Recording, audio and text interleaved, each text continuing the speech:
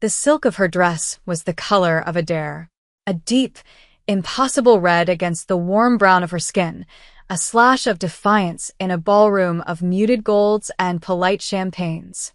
18 years old and running the most exclusive charity gala in Tokyo, Noelle felt the fabric slide against her calves as she moved, a constant reminder of the role she was playing.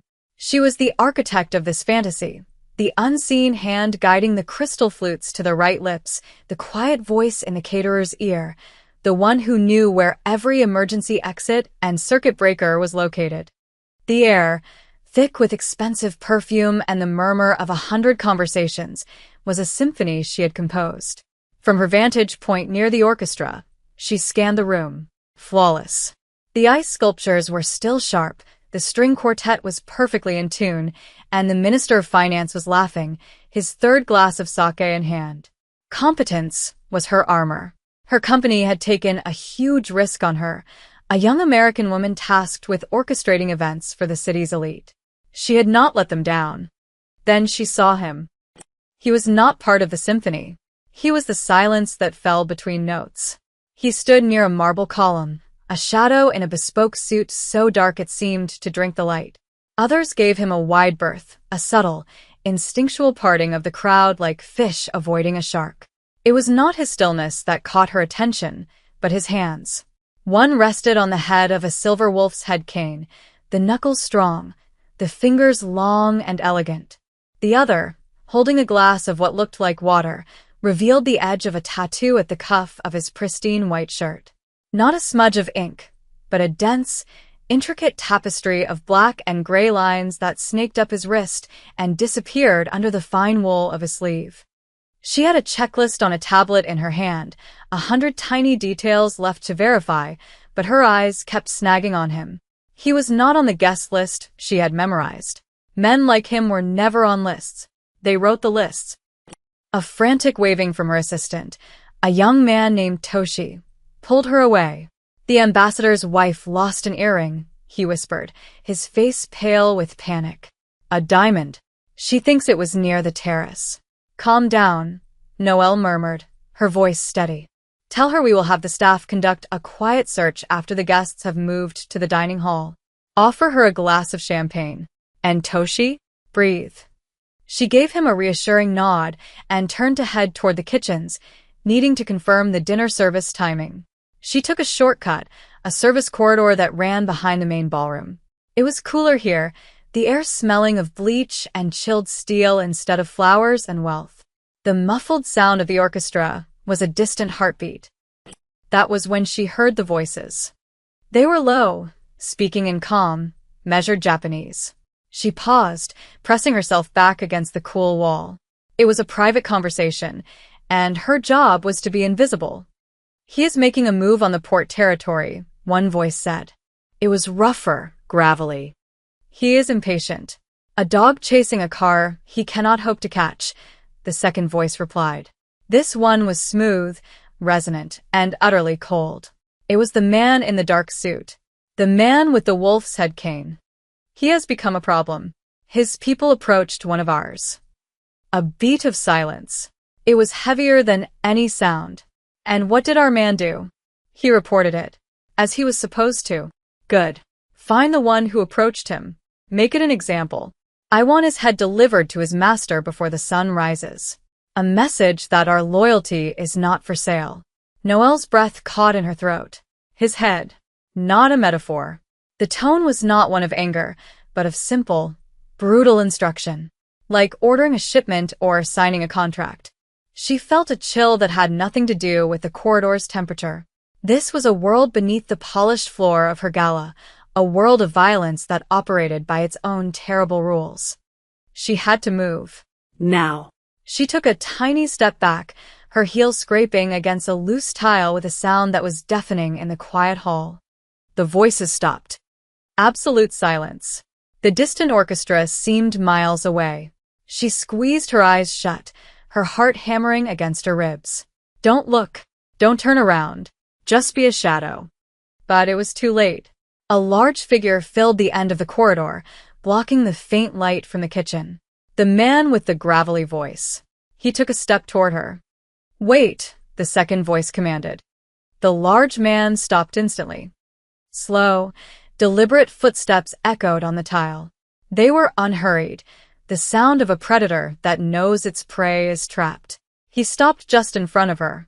She could smell the clean, sharp scent of his suit, a hint of cedar, and something like cold night air. She kept her eyes fixed on the floor, on the scuffed toe of her satin heel. "Look at me," he said. The Japanese was gone, replaced by flawless, unaccented English. It was not a request. Slowly, she lifted her head. His eyes were dark, intelligent, and completely unreadable.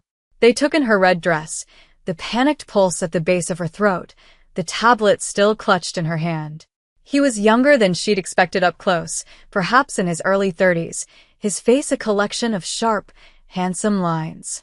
A faint, silvery scar cut through his left eyebrow, the only imperfection on an otherwise flawless canvas. "You are the organizer," he stated, his gaze flicking to the lanyard around her neck, tucked discreetly inside her dress. "Noelle."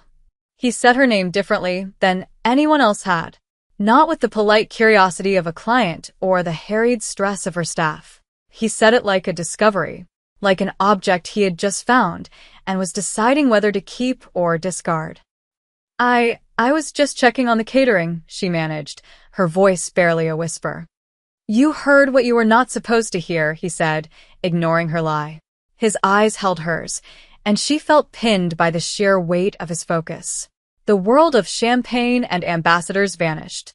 There was only this man, this corridor, and the terrible knowledge of what she had overheard. His man shifted behind him. "Boss, what should I do with her?" Ryosuke Tanaka did not look away from her. His gaze was intense, analytical, as if he were memorizing every detail of her face. "She is a liability," he said, almost to himself. Then, his eyes narrowed slightly. "And liabilities must be managed." He reached out, not to touch her, but to take the tablet from her trembling hand. He glanced at it, then back at her. "Your work for the night is over. You are coming with me." It was a death sentence delivered in a calm baritone. He turned and started walking back down the corridor, not even checking to see if she would follow. He knew she had no choice. The large man fell into step behind her, his presence a silent, immovable wall. Her career, her future, her life, it all dissolved in the space of a single, overheard conversation. She had walked into the wrong hallway, and he had decided she could not walk back out. The black sedan moved through the neon-drenched streets of Shinjuku like a phantom. Noelle sat pressed against the supple leather, the red of her dress a splash of blood in the monochrome interior. Ryosuke Tanaka sat opposite her, not beside her, the space between them charged with a terrifying silence. His man, whom he had called Sato, drove, his face invisible in the rear-view mirror. They had left the gala through a labyrinth of service tunnels beneath the hotel, emerging into a private garage. No goodbyes. No explanations. One moment she was the queen of her own intricate kingdom, the next she was a captive in a silent, moving cage. The city lights blurred past the tinted windows, a world she could see but no longer touch. "Where are you taking me?" she finally asked, the words feeling brittle in the quiet car. Ryosuke didn't look at her. His gaze was fixed on the city streaming by. "To a place where you can no longer be a problem." "I won't say anything," she said, desperation creeping into her voice. "I don't know who you are. I didn't understand what you were saying." He finally turned his head, his dark eyes landing on her. "You understood the word head, and you are a terrible liar, Noelle." The way he spoke her name was still a physical thing, a soft touch and a cold threat all at once. "You will stay with me until the situation with our rival is resolved. When I am certain you are no longer a risk, I will decide what to do with you." The car descended into another underground garage, this one beneath a skyscraper that pierced the clouds. The doors to a private elevator slid open directly in front of the car. Sato remained behind as Ryosuke led her inside. The elevator ascended with a silent, stomach-dropping speed. When the doors opened again, they revealed a sprawling penthouse. It was a space of stark, cold beauty, all glass, steel, and polished black stone. One entire wall was a window looking out over the glittering expanse of Tokyo. It was the most beautiful prison she had ever seen. "You will have this room," he said, gesturing to a door off the main living area. "You will not leave this apartment. My men are outside. They will not let you pass. If you try, they will stop you. Do you understand?" She nodded, her throat too tight to speak.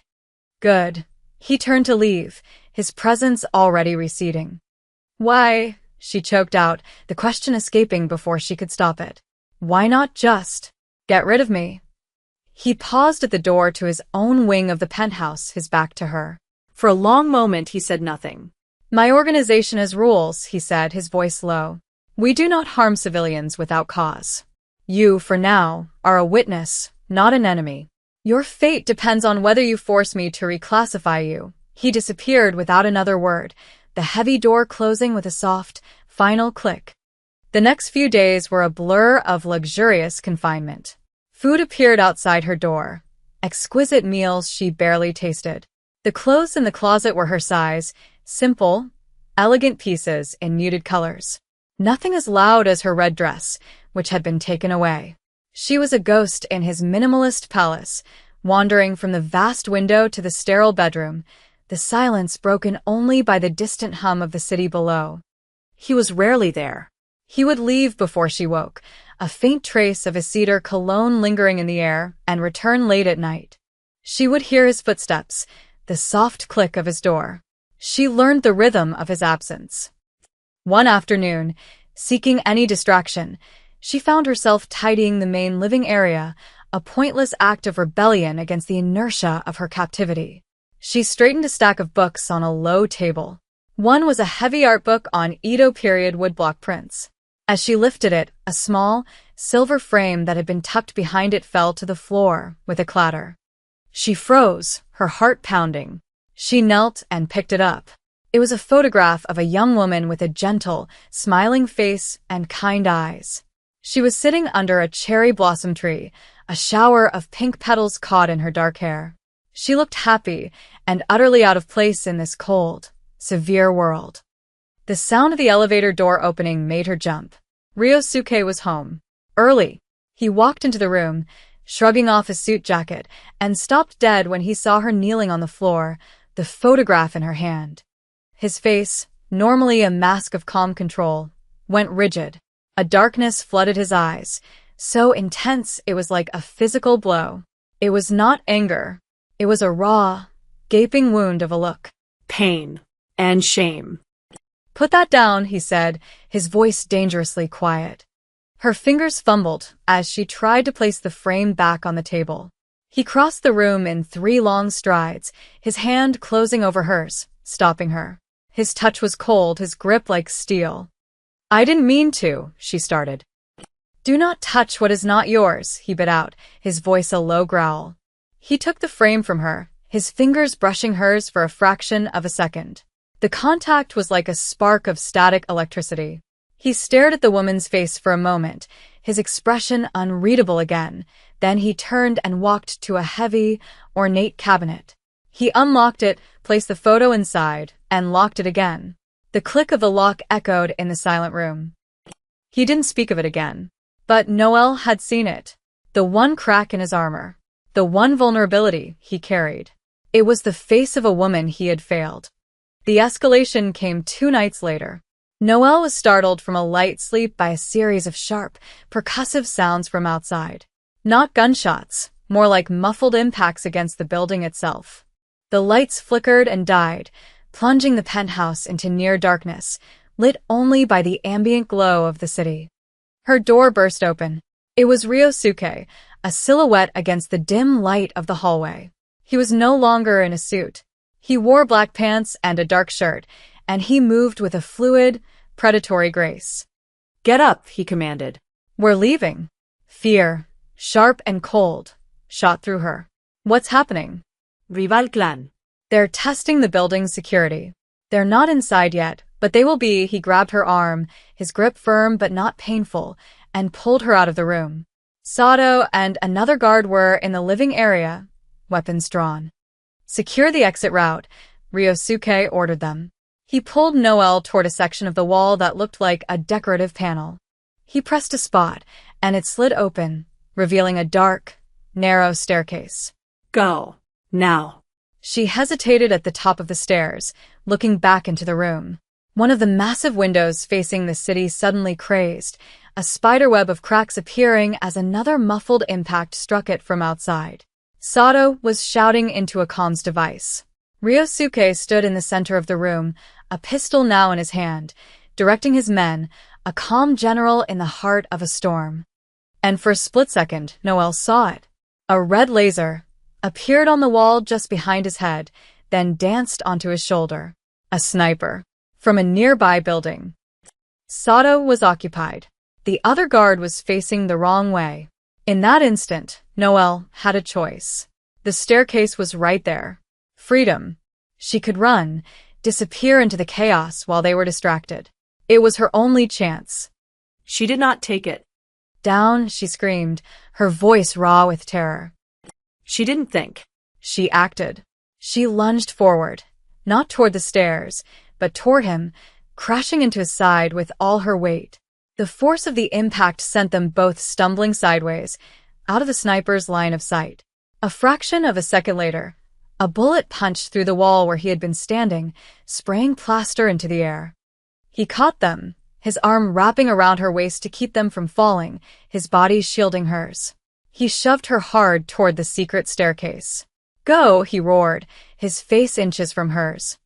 This time, she went, scrambling down the dark, narrow steps, his hand on her back urging her forward. The adrenaline was a roaring fire in her veins. She had had her chance to escape, and she had thrown it away to save the man who was holding her captive. The world had tilted on its axis. They ended up in a different safe house, a smaller, more anonymous apartment tucked away in a quiet residential district. The adrenaline faded, leaving behind a bone-deep tremor. Ryosuke sent Sato to assess the damage and secure their new perimeter.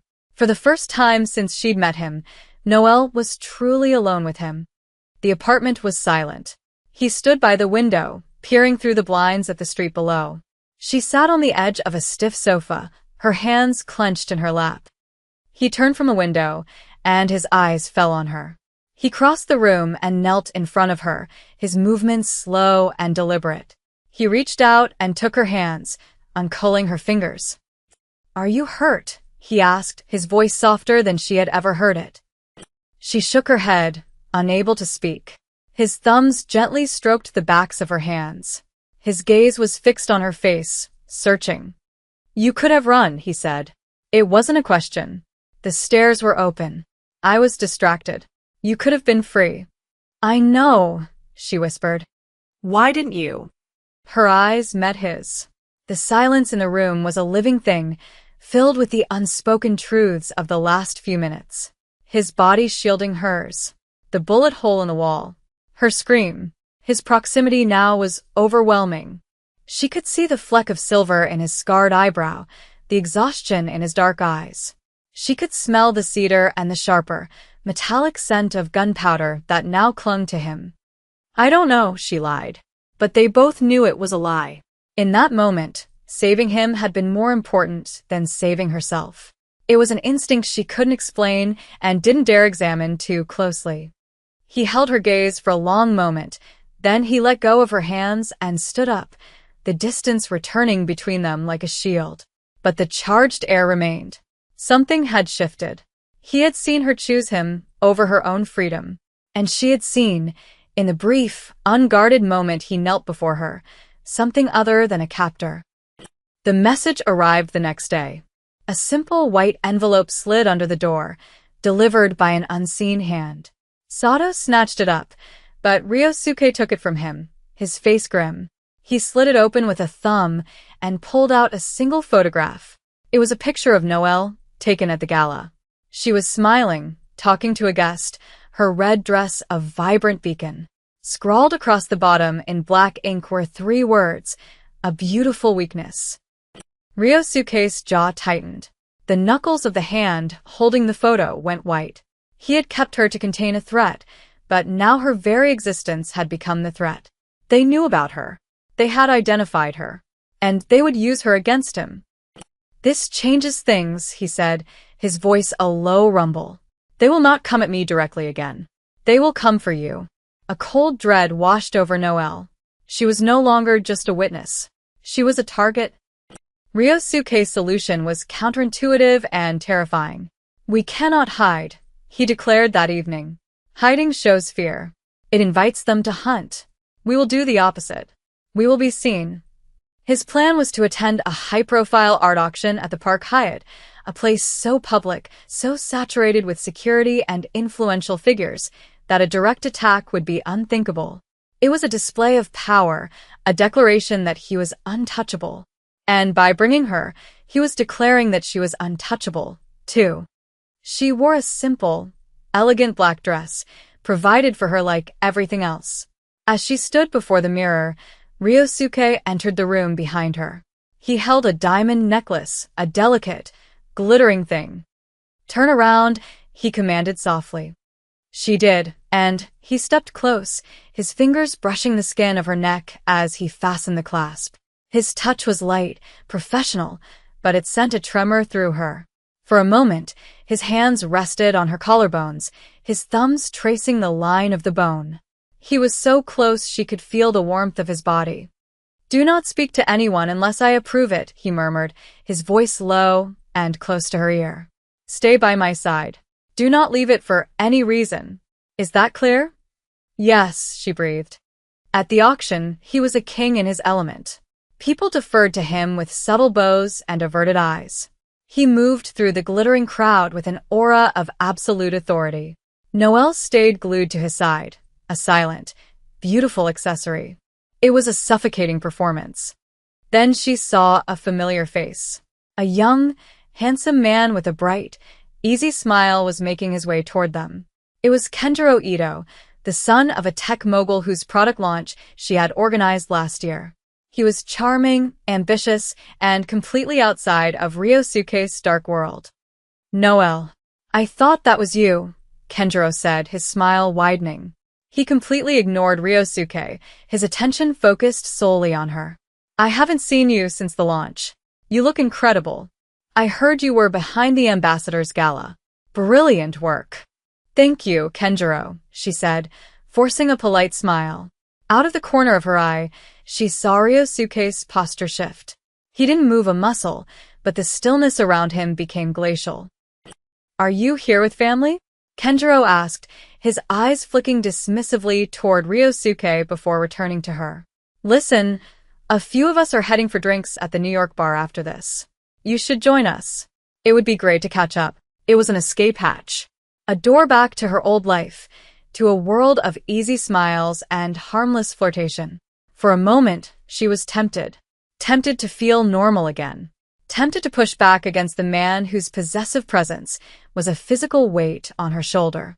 She let the silence stretch for a beat too long, a tiny act of rebellion. That's very kind of you, but she started. She's with me, Ryosuke said. His voice was quiet, but it cut through the auction's polite chatter like a shard of glass. Kenjiro finally seemed to register the man beside her. He looked from Ryosuke's cold, impassive face to Noelle's strained one. The easy smile faltered. Oh, I see. Well.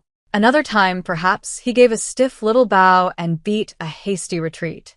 The rest of the night passed in a blur of tension. Ryosuke bought a 17th century scroll for an obscene amount of money without even blinking. But his attention wasn't on the art. It was on her.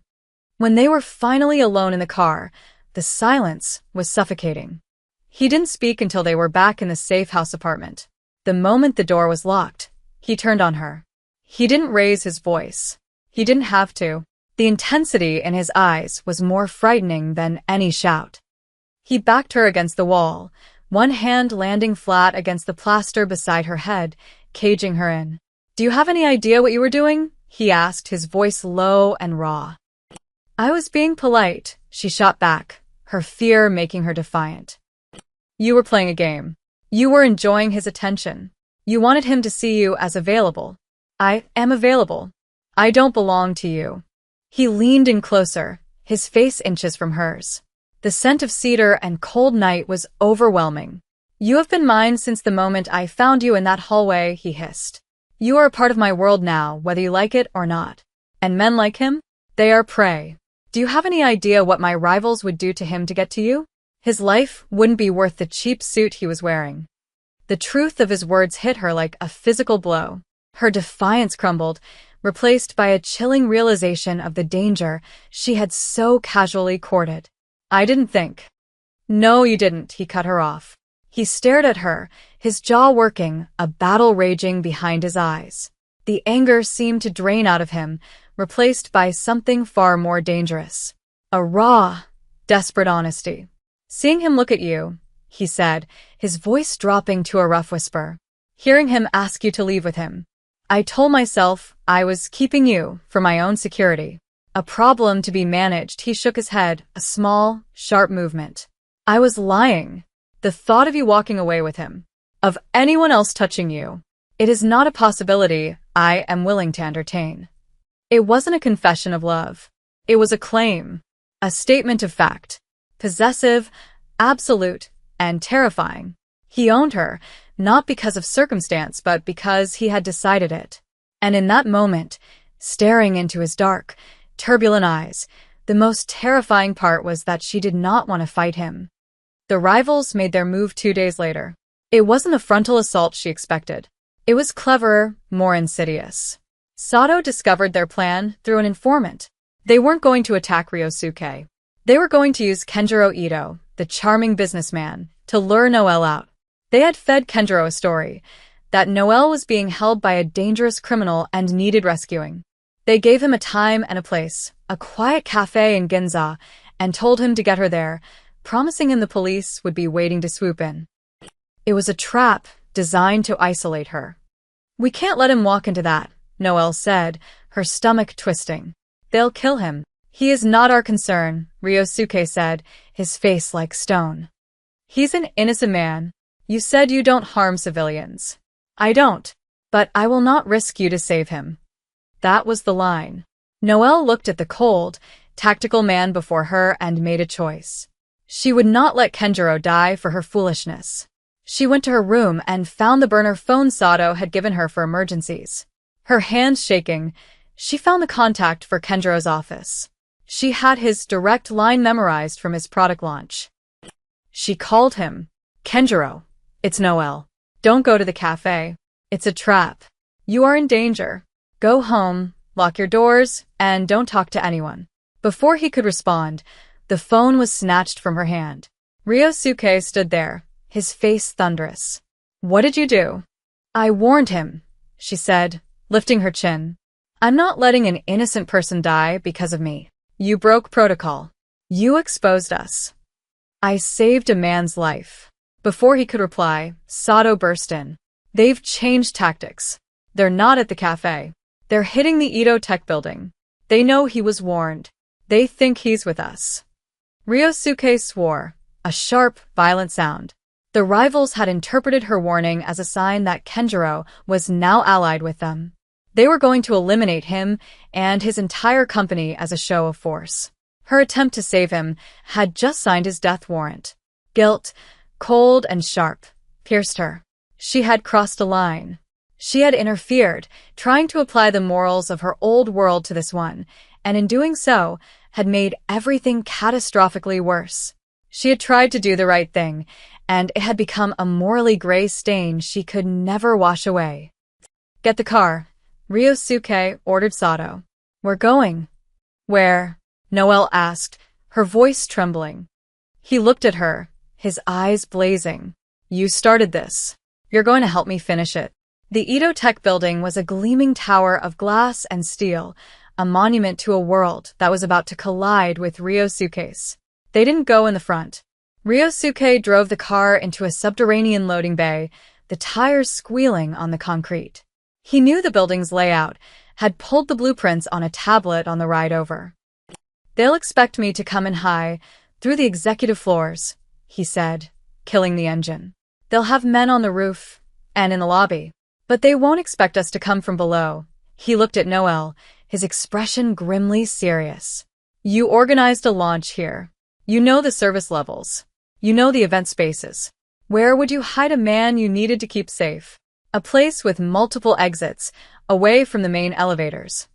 Her mind, trained for logistics and crisis management, kicked into gear. The fear was still there, a cold knot in her stomach, but her professionalism was a shield. The fourth-floor conference center. It has a dedicated catering kitchen with a service elevator that connects to this loading dock, and an emergency exit that leads to the adjacent subway station. "Show me," he commanded. He and Sato moved through the concrete guts of the building with silent, lethal efficiency. Noelle led them, her knowledge of back-of-house operations now a weapon. She pointed out security camera blind spots, keycard-locked doors they could bypass. She was no longer a victim. She was part of the infiltration. They found Kenjiro huddled in a darkened server room, his face ashen with terror. The rival clan's men were sweeping the floor, their voices echoing in the hallway. "We have to get him out," she whispered. "Sato will take him down the service elevator," Ryosuke said. He turned to Noelle. "You." "With me." "What? Why?" "They're looking for you and a rich boy. They will not be looking for you and me. We are the diversion." It was insane. It was brilliant. He was using her event planner's knowledge to create a diversion. He led her up a back stairwell to the main atrium, a vast, open space now eerily empty. "When Sato gives the signal, we walk straight across the floor to the main entrance. They'll see us. They'll come for us. It will draw them away from the elevators. Can you do it?" She looked at his face, the unwavering certainty in his eyes. He trusted her. He was betting his life, and hers, on her ability to hold it together. "Yes," she said. Sato's voice crackled in Ryosuke's earpiece. "Clear. Now," Ryosuke said. He took her hand. His grasp was warm, solid. "Do not run. Just walk."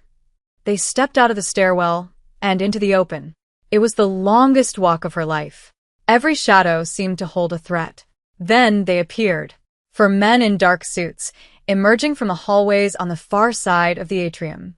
They saw them, saw him, saw her. They started moving, converging on them. Ryosuke's grip on her hand tightened. "Keep walking." His men materialized from the shadows behind the rivals, moving with a synchronized, brutal grace. The fight was over almost before it began.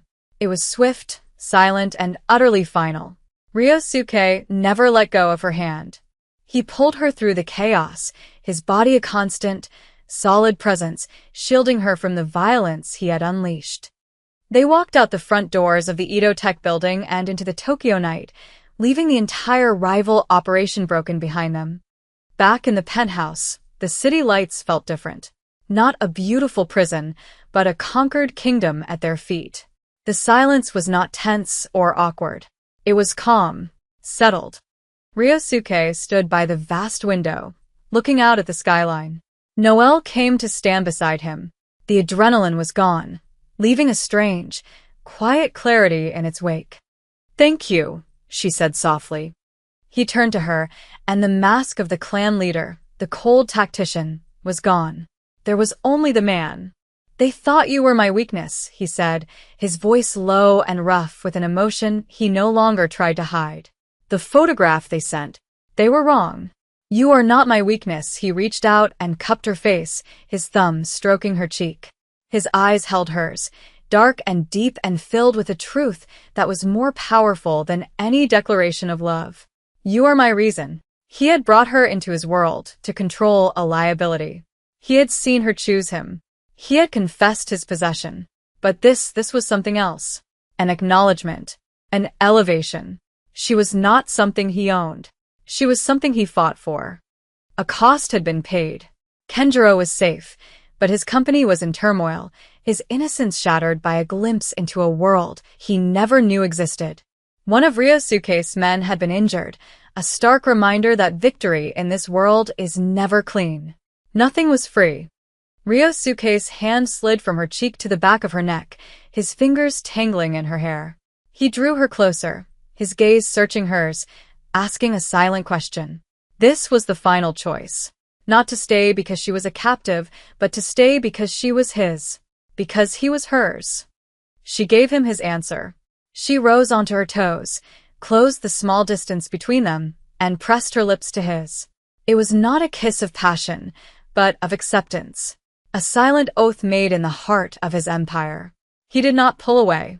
His arm wrapped around her waist, drawing her flesh against him, claiming her in the quiet of the night. The city glittered below, a silent witness to the truth they had forged in danger and defiance.